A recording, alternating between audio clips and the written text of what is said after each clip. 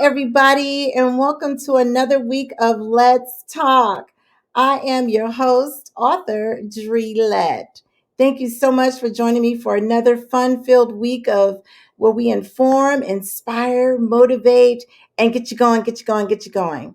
So, as you guys know, every week you can get the show on YouTube, Instagram, and on Facebook. You can also purchase my books at the information down below on dtlproduct.net or on Amazon by simply typing in Drelette. There you'll find all my books, the bio about me, and the whole 9 yards. So come on in the room and let's have a good time. We got a great show in store for you. So as always, I like to recognize my studio audience, my virtual studio audience.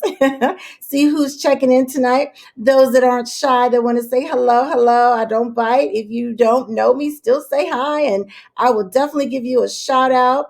Yes, my faithful virtual viewers, absolutely, or audience, I should say. Carla, hey girl, how are you, sis? How you doing? Love you, love you. Mommy in Love is here from Vegas. Mwah. My mommy is here as well, tuning in from Georgia, absolutely. The great legend from Detroit, Rockin' Richard Houston. Hey, how are you? Representing the D. Hubby is here. Hey, hey, honey, watching from the man cave. And I have other people here on the other screens that are tuning in. And I see some of you watching. You guys are shy, but that's okay. That's okay. I understand. Just make sure you just hit like and share. And if you don't want to say where you're from, that's okay. I understand. I totally get it. So thank you so much for joining me for another week. So later on, you guys, we have Dr. V. Yes, she is back to talk about, some great things in terms of kidney health and kidney stones. I believe she's also going to give us an update on the vaccines. What's going on with that? Do we need a booster shot? Why? What's going on with Johnson and Johnson? The whole 9 yards. So she'll be on shortly to give us an update. So she is our show doctor. I like to call her Dr. V. Absolutely. And she's been on various shows. So I'm so honored and I'm grateful to have her come and sit with us and spend time with us. So, you guys, in Hot Topics, yes, several things, so much to talk about. Oh my goodness. So, as I was working on the show, producing it and putting it together this week, each day things just kept on just unraveling. And I just said, oh my goodness, I cannot keep up. So, I just said, wow, this is incredible. So, the first thing I'm going to talk about, as I mentioned earlier, Pfizer. Okay, so the CEO of Pfizer just announced that now individuals will likely need a third dose of the vaccine within 12 months. Can you believe that? Oh my goodness. He also revealed that there is a strong possibility that the Pfizer vaccinations against COVID-19 will be needed every year in order to be continuously protected. Oh my goodness, this is something else. I mean, I don't know. I don't know about you, but I did get vaccinated, and I don't know why I was naive. I thought, oh, I'll be vaccinated for a while, but apparently not. Every year is going to probably be just like the flu shot. We're going to have to get the shot every single year just to make sure that we don't contract COVID. So, you know what? The way I look at it is always a positive to everything. And the positive to this is that, hey, at least we have something, which is it you want to be sick with COVID or worse, dead, or get the vaccination. I choose the vaccination. So hopefully my viewers, people out there watching the show, if you haven't already gotten vaccinated, go get vaccinated. If 70% of us get vaccinated, we can shut this thing down and we can get back to somewhat of a normal life. I just cannot wait. I don't know about you. In other hot topics, oh my goodness, you guys, this is terrible. This is sad. When I heard about it and I saw it, it just brought tears to my eyes. A Chicago police officer shot and killed a 13-year-old in what was reported as an armed confrontation. But newly released footage of the incident seems to show the kid raising his empty hands as the cop fired. Adam Toledo was killed during a foot pursuit in Chicago around 2:30 in the morning on March 29th. And the officer's body cam was recording as he caught up to the teenager in the alley. So sad.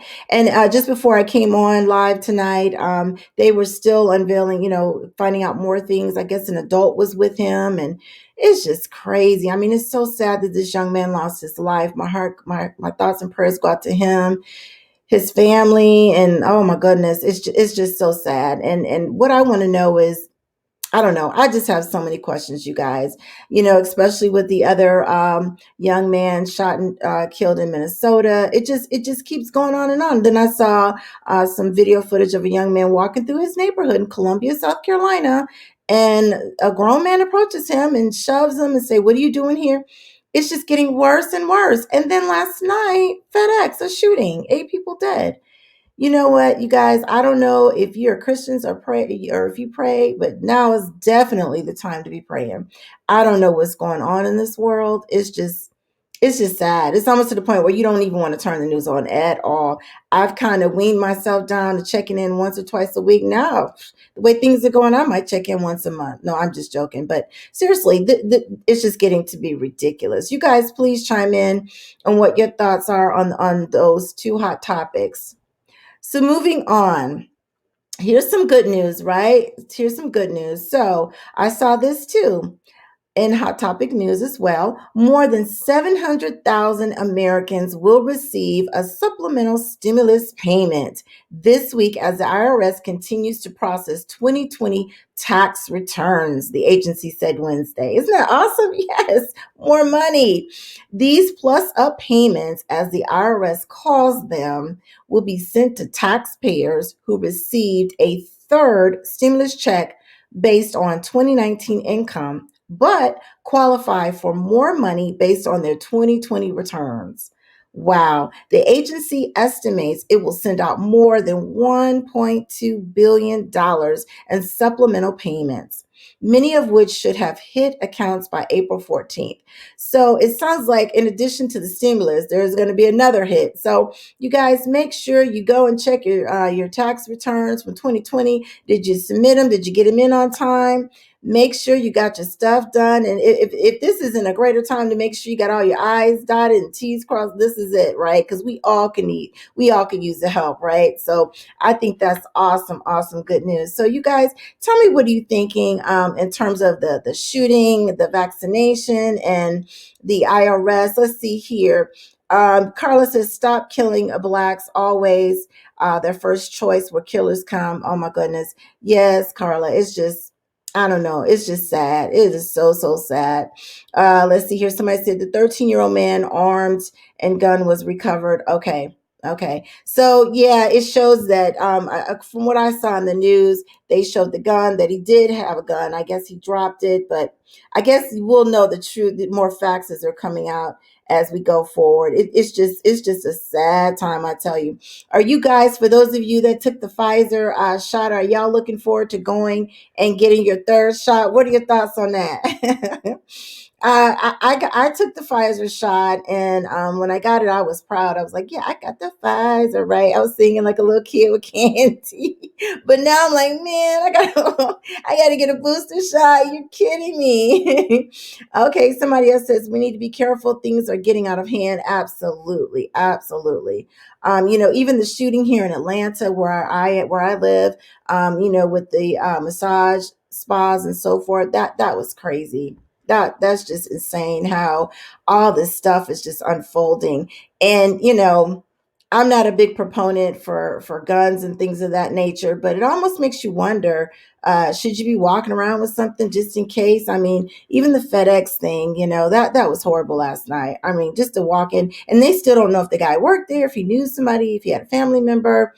But I mean, that's just horrible. And then the FedEx workers, from what I heard, they weren't allowed to carry their phones into work. So after it all went down, their family is wondering, are they okay? They couldn't even call and say they're good, not to hours and hours after the fact. So that in itself, not knowing if your loved one has been hurt, wounded, or goodness, it's just a crazy, crazy time. Looking here more at some more comments here to see what you guys are thinking.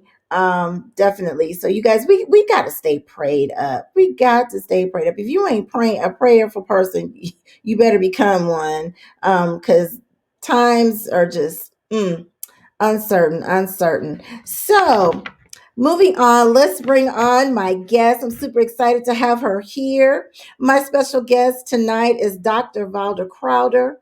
For 30 years, Valda Crowder, MD, MBA, affectionately known as Dr. V, has been a board certified emergency medicine physician who has treated patients during 4 pandemics, one mass shooting, and a Category 4 hurricane. Her expertise uniquely blends clinical experience with I'm getting tongue tied, public policy and business acumen. Everybody, welcome Dr. V to the virtual stage. I'm going to bring her on into the room. Hey, how are you, Dr. How are you? V? How's it going? It's going good. You stay safe? I am. I'm fully vaccinated. Oh, okay. Now, did you get I've been the fully Pfizer? vaccinated for about 2 months. Oh man, it's a good feeling, isn't it? It's a fabulous feeling.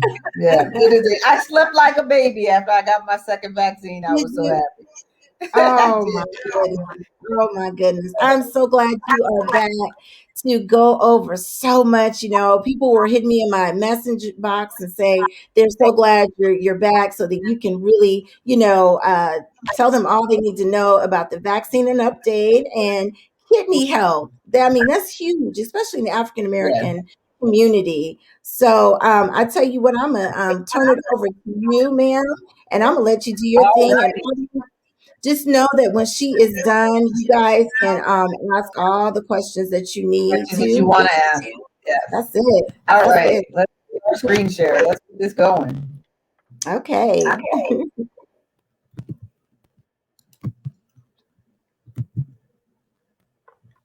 Absolutely. People are so happy that you're here. They're smiling and sending heart emojis.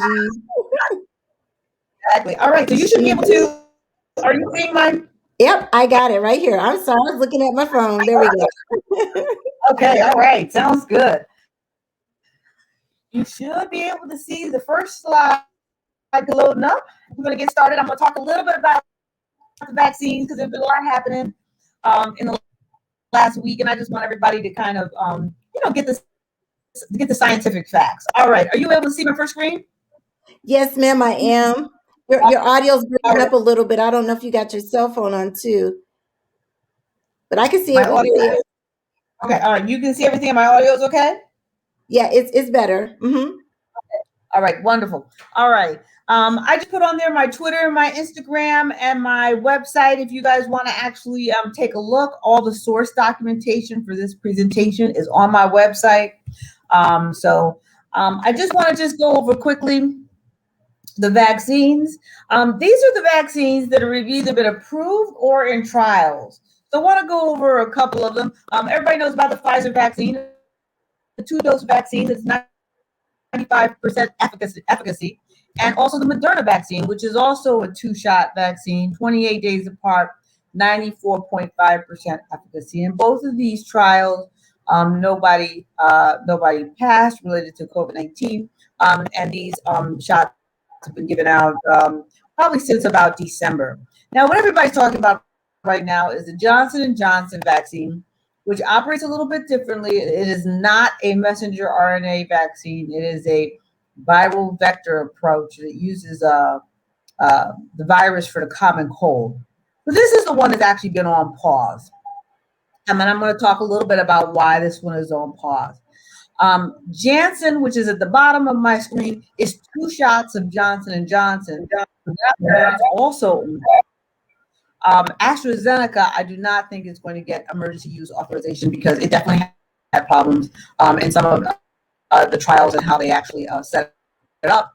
Novavax is actually something that I think we will see get emergency authorization. It was actually clinically tried at Howard University was one of the sites, and it has a efficacy of about 89.3%. All of them have side effects where you kind of basically feel like a flu or a headache, particularly with the second shot, because your body is recognizing the spike protein and your immune system is actually working.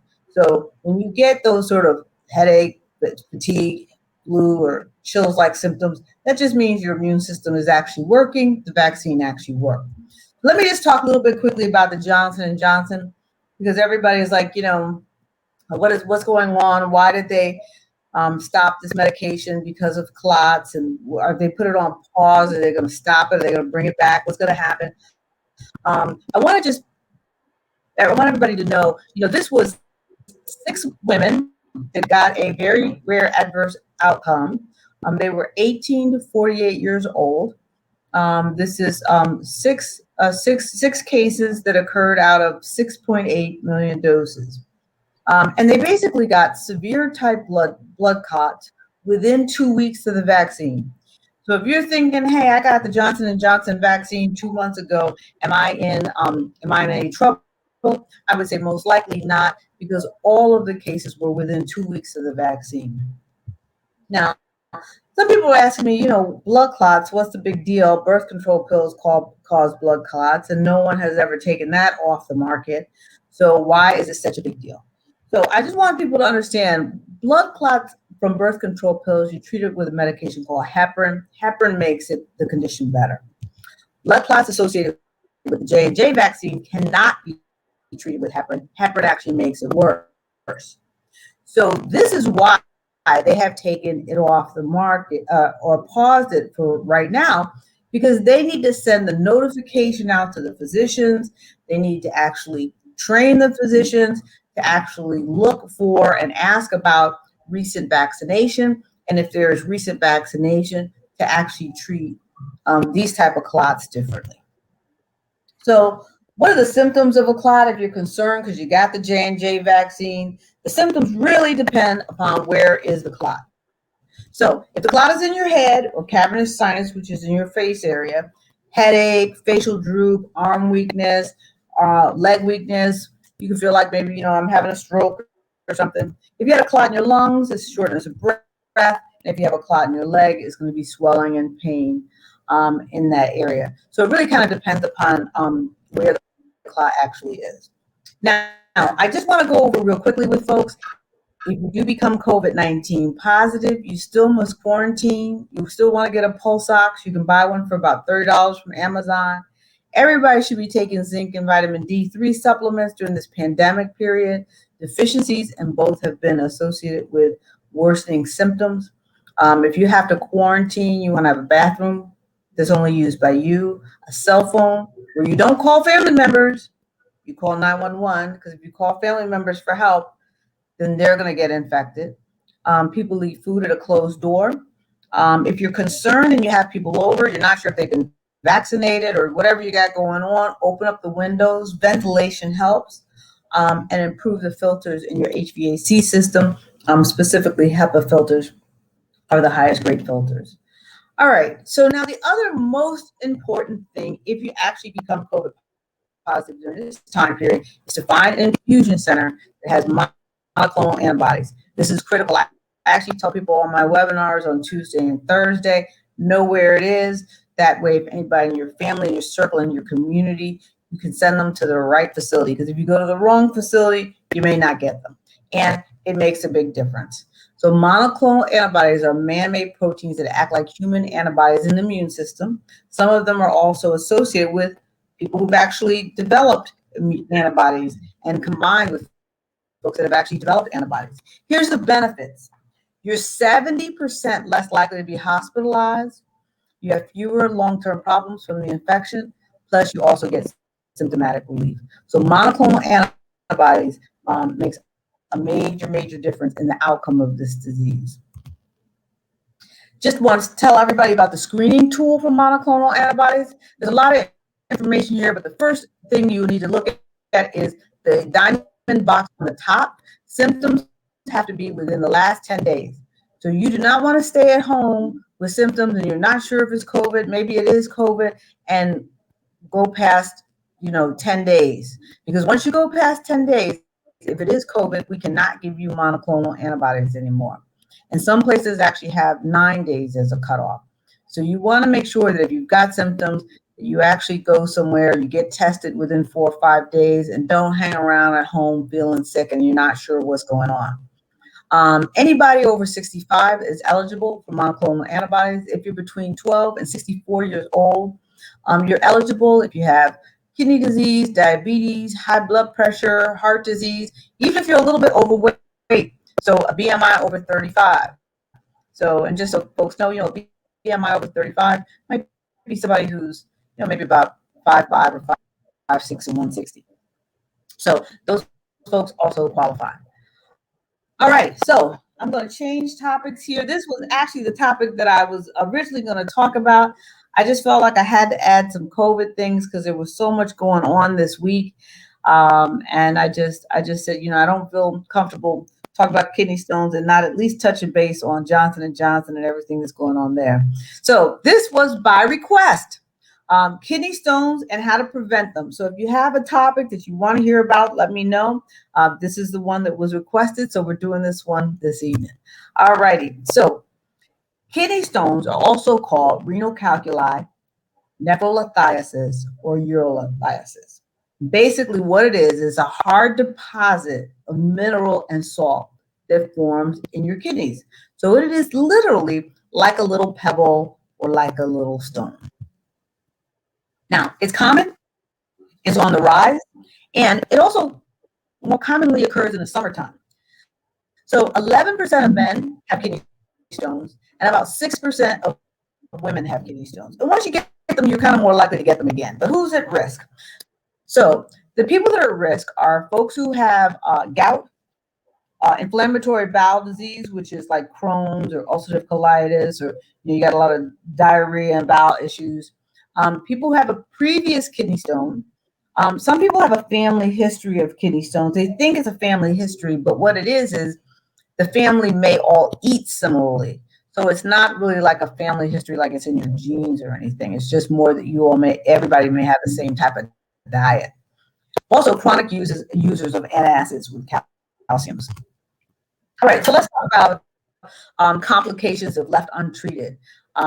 It's pretty shocking when you get it because people get blood in their urine. So they usually between that and the severe pain, they're usually in the emergency department fairly quickly.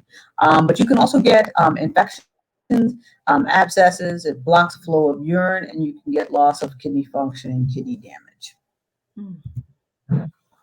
Now, just a little bit about the anatomy of the kidneys. So the kidneys are basically kind of right up underneath your rib cage, towards the back of your body, right? Then there's a ureter that's attached to the kidney that goes all the way down to your bladder. And then from your bladder is your urethra, and that's where you then urinate out. Kidney stones can be in multiple locations. I show you here, that's a calyceal stone. That's a renal pelvic stone because it's in the renal pelvis of the kidney. And then you can have a stone that's actually in the ureter, which is actually going from the kidney down into the bladder. Now, a lot of people say, I had this kidney stone, I was really feeling better, and then I started getting pain all over again. And that is actually what happens, because if you actually look, the white is the ureter.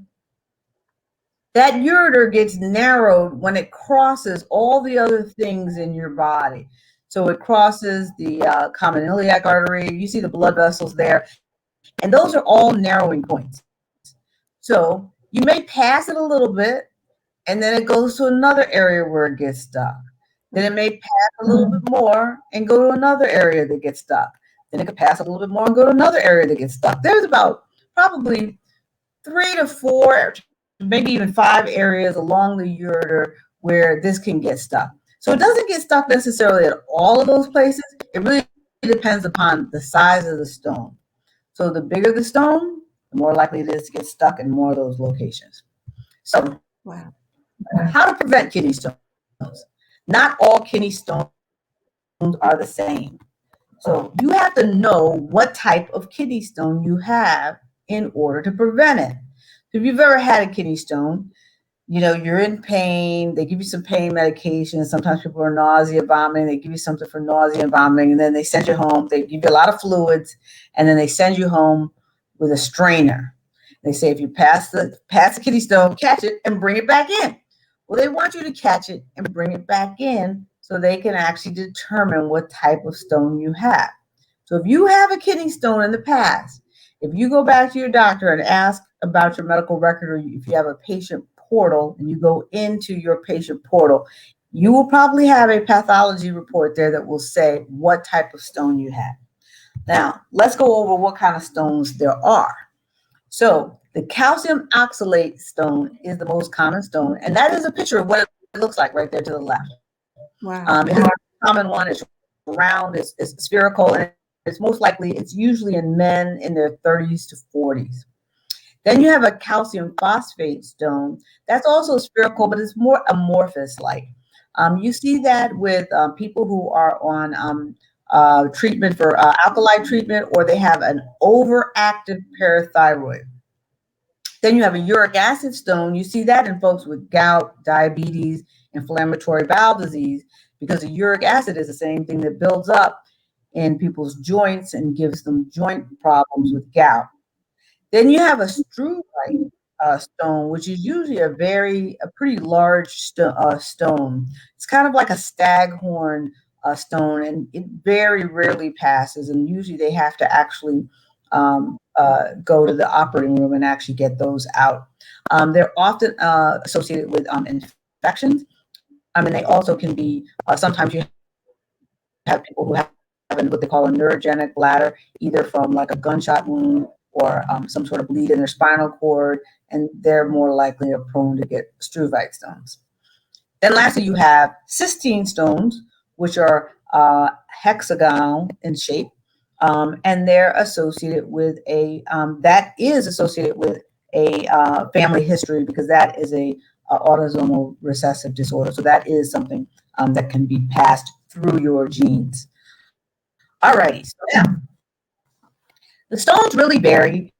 Which ones occur if things are more alkaline versus which ones occur if things are more acidic. So this kind of gives you some idea. So if you know what kind of stone you have, then you kind of know what direction you need to go in. People are always asking me, well, what exactly, should I drink alkaline water? Should I drink any regular water? Hydrating in general makes a huge difference. But let's talk about what else makes a huge difference. And let's go over a couple of them. So calcium oxalate stone, like I said, is the most common one. It occurs when your urine has low levels of citrate and high levels of calcium. It's linked to foods that are high in oxalate. So, that's actually sort of like animal meats. It can also be potatoes and nuts. So usually somebody will get calcium oxalate stones if they're kind of like a meat and potatoes guy. That's the way I tell people. If you're a meat and potatoes guy, you probably had a calcium oxalate stone. Now, calcium phosphate stones, those are caused by abnormalities in the urinary symptom. These sometimes can occur simultaneously with a calcium oxalate stone. So you kind of can see these sometimes together. The struvite stone is the one that's larger and kind of staghorn. That's more common in women. They tend to grow very quickly. They get very large, and they can really cause a lot of problem with severe infections and loss of kidney function.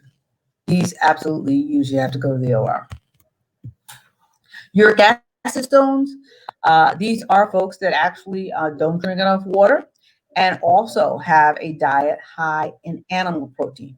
And when I say animal protein, I'm talking beef, pork, that sort of animal protein. I'm not talking fish. Again, more likely with people, gout, a family history, and also those who've had chemotherapy. The cystine stones are the ones that I said was a hereditary and genetic disorder. So that is the one that it's a little bit of an anomaly of the entire group. Now, let's go through some fast facts. Number one kidney stone symptom is pain. And usually people, men will say, because they haven't had children, it was the most pain that they've ever had in their lives. Women usually say, no, childbearing was worse. So some people can pass the stones without knowing it. There is a herb that a lot of people have used for that's supposed to be good for kidney stones called Chanca Piedra.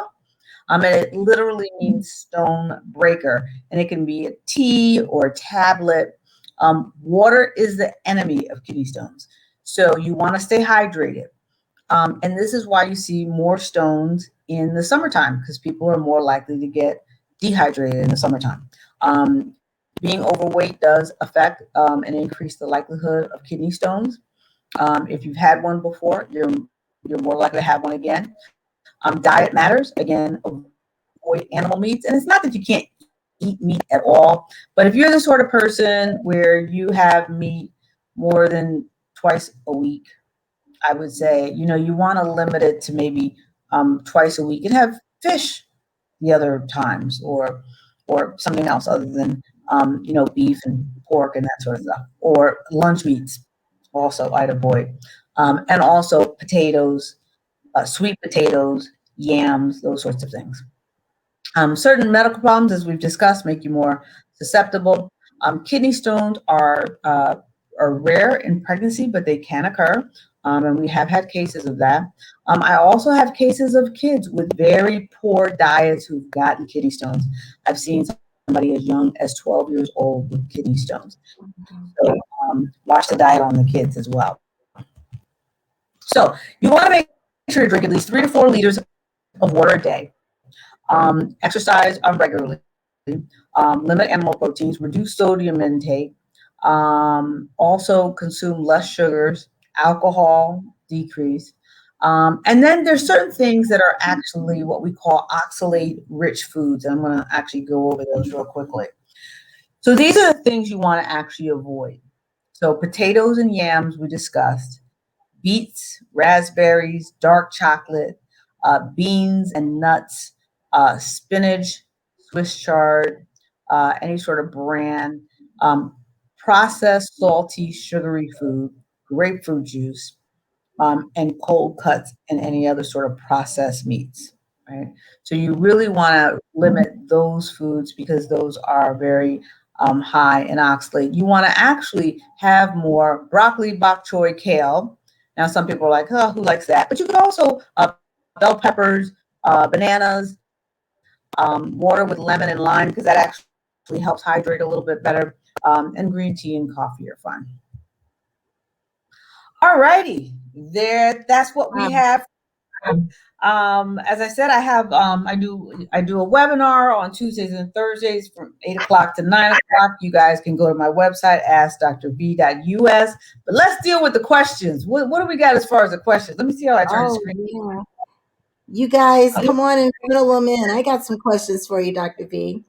These were questions that were sent to me. When I put up the post of what the show is going to be, people will send me emails and shoot me messages and so forth. So one of the questions that I did get that I want to run by you and see what your thoughts are is, okay, so this is off the little topic a little bit. So you had mentioned cold cuts, and somebody said they like to have turkey, ham sandwiches for lunch, that kind of thing, or ham in their salad, turkey, cut up meat. So you said that's not good at all, huh?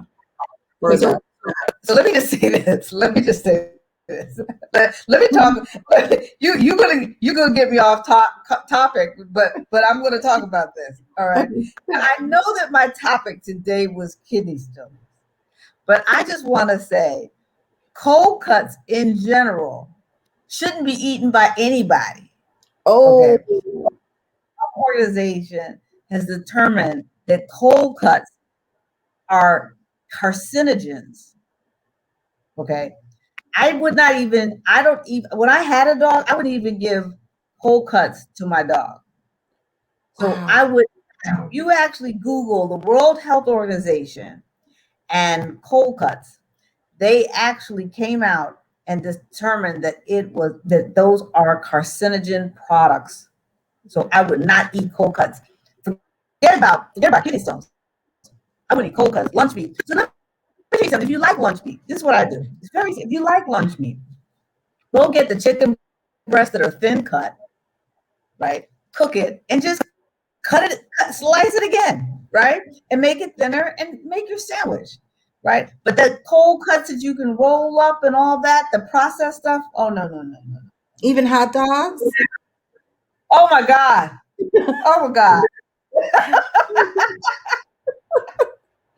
dogs. Because I'll hear people, they'll say, but it's turkey hot dog or it's beef hot dog. So just not at all, huh? Well, a turkey. If you had a turkey, a beef or a pork hot dog is basically the same, right? A turkey hot dog is not quite as bad. So I tell people when you talk about meats, right? Some of the cleanest meats are lamb and goat.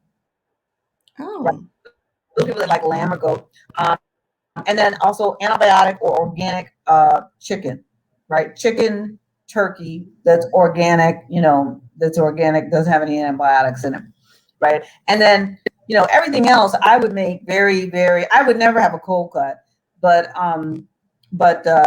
maybe a steak or something. You might want to do it, once a month, you know, but not okay. not not as regular. So yeah, no, I wouldn't I do would cold do cuts that. at all. Kidney stones. My cancer presentation. Oh God. And then somebody wanted to know, they said, what are some of the symptoms of kidney stones? I think you mentioned it, but they just curious to see, are there other Yeah. symptoms? So blood in your pain is the number one thing, right? So Mm, once it obstructs, you get a lot of pain, right? So we have some people that may find an incidental kidney stone because they see it on a CAT scan or something, but really a kidney stone that's causing problems is actually going to be pain. And then outside, it's usually pain in your flank, like right where you put your hand in your back, like that. mm. Um, and it can be blood in your urine, but it doesn't have to be. And then usually from the pain, people get a lot of nausea and vomiting. Those usually the three symptoms. Yeah. Oh my goodness. And then there's another question here. Oh, okay. So somebody said, what's the difference? This is off topic, but kind of on topic. What's the difference between kosher meat and regular meat? Is kosher meat more healthier for you? So that's an interesting question. I asked one of my friends he wasn't Jewish, he was Seventh Day Adventist, and they follow some of those diets, right? And he said to me that kosher meat is not necessarily organic. He said that some products that label themselves as kosher, they've been blessed by the priest or the rabbi. Oh, So okay. I wouldn't go. So this is what I tell people. If I get any meats, I go to Trader Joe's because they have a policy of no antibiotics and no hormones in any of their meats anywhere in the store, even if they're in the freezer section. So if I go to Trader Joe's, I don't have to read any labels. I know that everything I get there meat wise is okay. And that's what I do. If you go to other grocery stores, you got to read the label and kind of figure it out. You could it's like you could spend like 2 hours in the grocery store. Wow. I Yeah, never so knew I that. go to Trader Joe's. Yeah, they have a whole. If you go into the Trader Joe's store, they have a sign and they say no hormones or no antibiotics in any of our meats. Wow. Okay. That's cool. Okay, we got to read that, everybody. Okay, and then here's a question that's I don't know if it's related to kidney stones, but this person wanted to know, they take ibuprofen for like headaches. 'Cause some of the vaccinations have caused headache. And so their question is, popping the ibuprofen, will that damage your kidneys and or could it cause kidney stones? So ibuprofen really would only causes kidney symptoms if you're taking a lot of it, right? So if somebody's taking it, just once for a headache and they're not going to take it again for 2 weeks or a month or something, that rarely causes kidney problems. The issue is like the athlete that might actually be playing football or baseball or tennis and they're taking it every day. Oh, okay. Yeah. That's where you get into trouble. Oh my goodness. Oh my goodness. Now, I will say, if you do catch COVID, I think it's more because COVID and also the symptoms from the vaccine. I recommend that people actually take Tylenol as opposed to Motrin because there was some early data from the World Health Organization that COVID actually with Motrin that people were getting sicker. And I think that they kind of squashed that announcement, like it came out real quick and they kind of squashed it, I think, because of money and industry. And so I always felt like that data was pretty accurate. So I've been telling people, during COVID, if you get sick, probably take a Tylenol before you take a Motrin. Yeah, I had heard that too, especially the senior citizens in Italy when they all got the fever, they took Motrin and they said it spiked it even more so. Wow, Yeah, wow. yeah. And then this person want to know what is the most healthiest beverage for kidney stones or kidneys? I think you said water, right? What is Or it? what? What? The most healthiest beverage you can drink for kidney stones or Water. okay. Water. Water is the enemy of a kidney stone. Yep. Okay. Water. It just squashes it. Oh my goodness. Oh my goodness. Just takes it right on out. Oh, wow. You guys come on and ask some questions. I know there might be a little delay, but don't be shy. Ask her. She is here Let's for go. us to just ask her. Okay, so here's one other question while we wait on the virtual audience. What is a good Okay. cleanser to cleanse your kidneys? You know, you always hear people say they drink this type of drink for this and that. What's a good drink to, or a good, I don't know, something to cleanse it? So you know what? I don't really believe in the kidney cleanses. So Okay. in general, so your kidney, what your kidney does and is made to do for your entire life is filter toxins out of your body. So Mhm. that's its function, right? You know, when you talk about doing something like a liver cleanse, maybe that might make a little bit more sense. But a kidney cleanse never really made sense to me because I'm like, that's what your kidney's built to do. It's really good at it. And if you actually just hydrate it and keep it hydrated, it functions very well. So there is nothing I'd recommend for a kidney cleanse other than just water. Water. Yeah. Water. And Yeah. somebody And just said, somebody just said, cranberry juice and water. cranberry juice.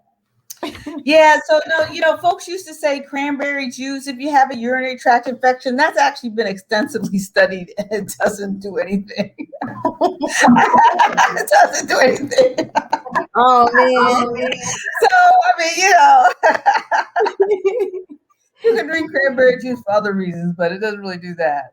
But water, definitely. Yeah, yeah, I Water, totally get that. yeah. Put some water in your cranberry juice, and then you'll get a little further.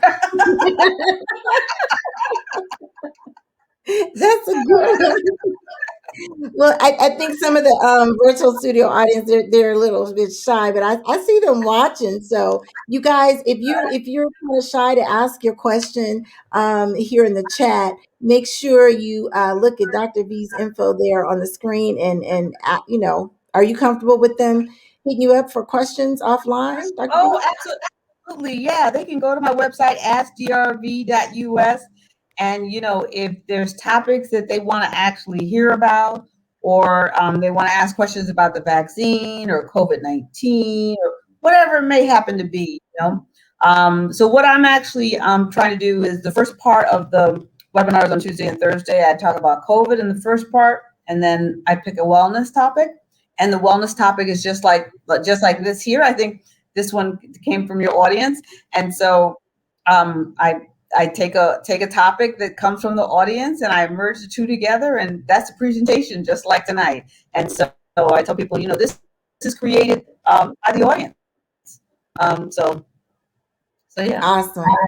Well, thank you, Dr. V. You are our doctor, official doctor for Let's Talk. All right, sounds good.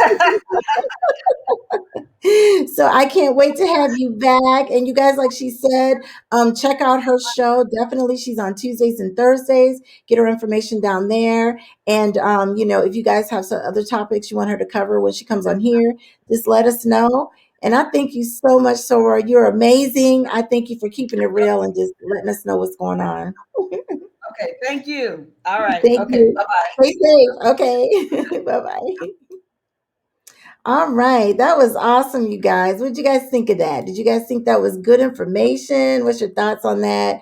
I think it's always good. The whole premise behind Let's Talk is I always want to inform, inspire, and motivate. And I think that sometimes we need to know what's really, really, really going on. And Dr. V, she does such an excellent job of that, of keeping us abreast of what's really going on out there. So, again, if you guys are shy and don't want to really, ask your questions. Make sure you hit her up definitely through her contact information, or you can send something to me and I'll make sure she gets it.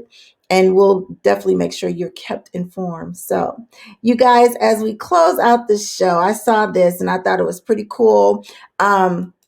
That I always go to this power positivity website on Facebook, and I go different places and I see things. And so what hit me the most, midst of all the stuff that's going on in the world, right? We still got to stay motivated and lift ourselves up, but know who's in your circle. Keep people around you that's going to keep you lifted and motivated and keep you smiling and keep you going. When you have an off moment, they lift you up. And when they have an off moment, you lift them up, and so forth. So the premise behind what I want to share with you is called Know Your Circle. Okay.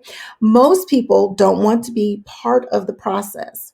They just want to be part of the outcome.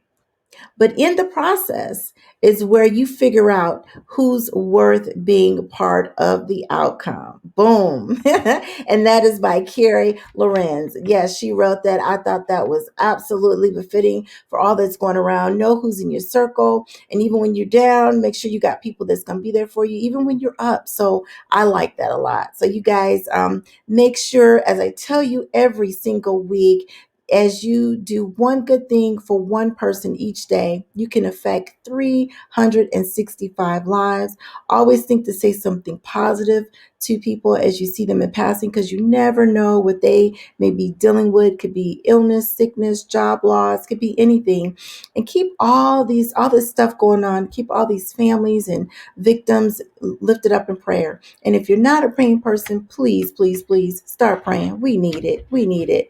So you guys, as you can see down there is how you can view the show. You can watch it on Facebook, Instagram, and YouTube, and you can purchase my books on Amazon and at dtlproduct.net.